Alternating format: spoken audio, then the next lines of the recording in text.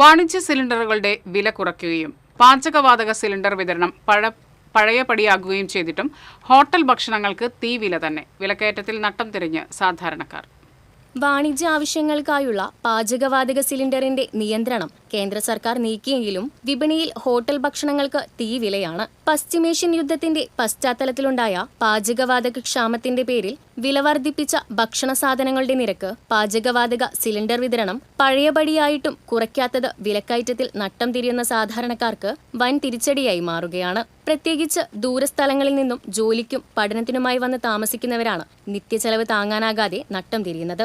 ഉയർന്ന വാടകയ്ക്കും ഹോസ്റ്റൽ ഫീസിനും പുറമെ ഭക്ഷണത്തിനാകുന്ന അധിക ചെലവും ഇവർക്ക് വലിയ ബാധ്യതയാവുകയാണ്. ചായയ്ക്കും ചെറുകടികൾക്കുമെല്ലാം 2 മുതൽ 3 രൂപയുടെ വിലവർധനവാണ് ഉണ്ടായിട്ടുള്ളത്. മുൻപ് 60 മുതൽ 90 വരെ വിലയ്ക്ക് ലഭിച്ചിരുന്ന ഊണിന് നിലവിൽ 70 മുതൽ 120 വരെയാണ് ഈടാക്കുന്നത്. ഇറച്ചി, മീൻ വിലയിലും വലിയ വർധനവാണ് ഉണ്ടായിട്ടുള്ളത്. 12 രൂപയായിരുന്ന ചായവില 15ലേക്ക് എത്തി. കട്ടൻ ചായ വില 10 നിന്നും 12ലേക്കും എത്തി.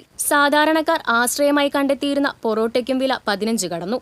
ഇഡ്ലിയും ദോശയും അപ്പവും അടക്കമുള്ള മറ്റു ഭക്ഷണ സാധനങ്ങൾക്കും സമാന അവസ്ഥയാണ്. ബേക്കറികളിലും ചായക്കടകളിലും വിൽക്കുന്ന പലഹാരങ്ങൾക്ക് 15 രൂപയാണ് മിനിമം വില. ചില സാധനങ്ങൾക്ക് ഇതിലും വില കൂടും.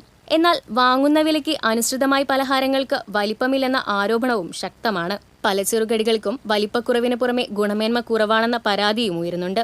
എന്നാൽ പച്ചക്കറി, മത്സ്യം, മാംസമടക്കമുള്ള നിത്യോപയോഗ സാധനങ്ങളുടെ വില 10 മുതൽ 30% വരെ കൂടിയെന്നും വിറക്, ഓയിലടക്കം ചെലവേറി കഴിഞ്ഞതായാണ് വില കുറയ്ക്കാൻ കഴിയാത്തതിന് കാരണമെന്നുമാണ് ഭക്ഷണോൽപാദന വിതരണ മേഖലയിലുള്ളവരുടെ വാദം.